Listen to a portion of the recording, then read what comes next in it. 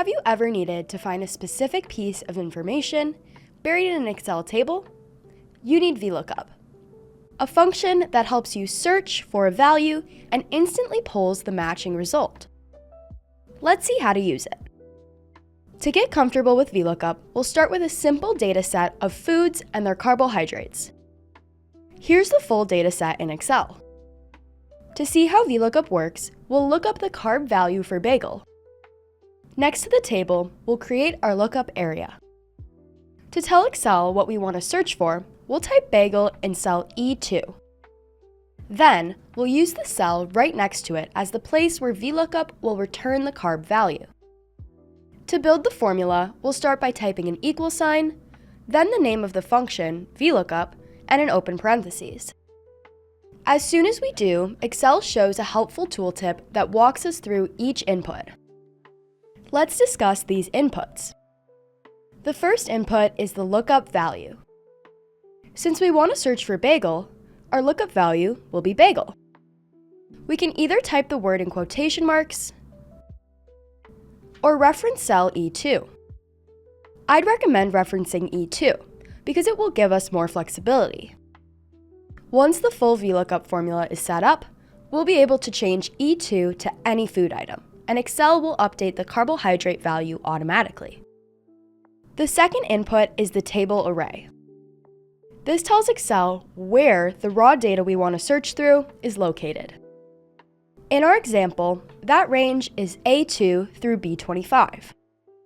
The third input is the column index number.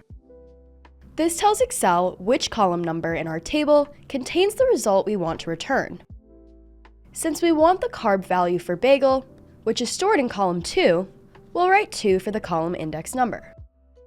The final input is the range lookup value, and it allows two options, true or false. Writing true tells Excel that we want an approximate match, meaning Excel should look for a value that is close enough to what we're searching. Writing false tells Excel that we want an exact match, meaning Excel should look for the exact text we type and return the associated value. For our lookup, we want an exact match on the word in cell E2, so we'll write false. If you'd like to see another video with examples using an approximate match, let us know in the comments below.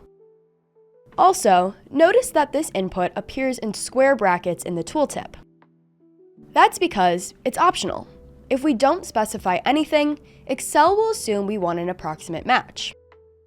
After adding false, we can close the parentheses and press Enter. Excel returns 48, which matches the carb value in our table. Awesome! Even with a small table like this one, we can already see the power of Vlookup. We don't have to manually scan each row of the table to find the value we're looking for. Excel does the heavy lifting for us. If our table had hundreds or thousands of rows, Vlookup is just essential. In a way, Vlookup allows us to create a search box for our data. Because our formula references E2, and not the word bagel itself, we can look up the carbs for any food just by changing the value in E2. For example, instead of looking up bagel, we can look up the carbs in a glass of milk. To do that, we'll just replace bagel with milk in cell E2. Pressing Enter, Excel returns 12, which matches the value in our raw data. Vlookup is even more useful when we want to pull several values at once and do a bit of analysis. For example, imagine our lunch today includes milk, Greek yogurt, granola, and some strawberries, and we want to find the total carbs. We can use a Vlookup to pull each food's carb values and then simply add those results together to get the total carbs in our lunch. To set this up, we'll write the names of those foods under milk in column E. Next, we need to update our formula so the reference to the table array is locked. That way, when we drag the formula down, Excel keeps looking at the same data range.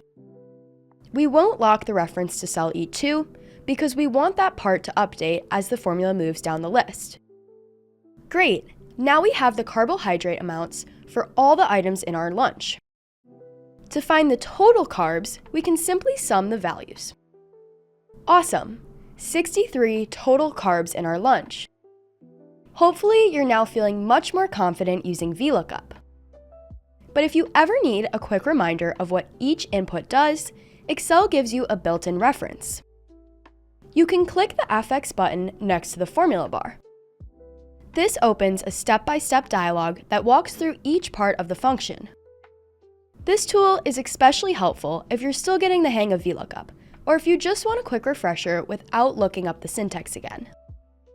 Also, if you want to practice on your own, the notebook we used in this video is linked in the description below. Check it out! We're working on lots more Excel explainer videos like this one, so be sure to subscribe so that you don't miss out. If you have any questions or topics that you'd like to learn about, let us know in the comments below. We'd love to hear from you. Thanks for watching!